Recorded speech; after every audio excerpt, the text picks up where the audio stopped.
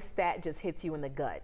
Right now, gun violence is the leading cause of death for kids and teens in the U.S., surpassing car accidents and cancer. For all these kids, and a growing number of doctors who treat young victims are now speaking up. They say we must bring awareness about gun safety to save lives.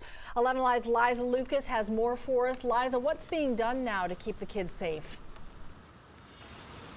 Good morning, Cheryl and Aisha.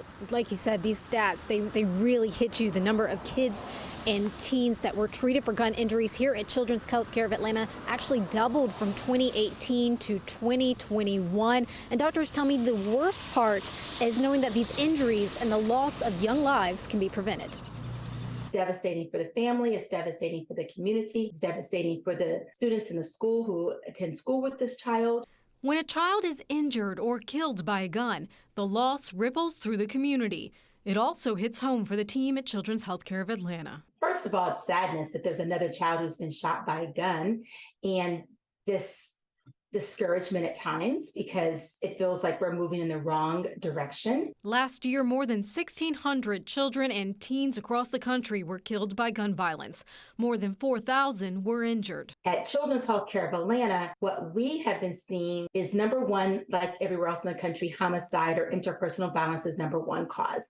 But number two is actually unintentional, which is why we are specifically focused on trying to prevent that. Dr. Fraser Doe says there are steps parents can take to keep their kids safe. For example, if the parent is a gun owner, they should have an empty weapon locked up with the ammo stored separately. And if your child is going to a friend's house, parents are encouraged to talk to each other about whether they own a gun. Dr. Fraser Doe says these safety tips can have an impact on all types of gun violence, and she's speaking up in hopes of saving young lives. I can't prevent the child who gets cancer, I can't prevent the child who gets diabetes or asthma, but this is something that is preventable.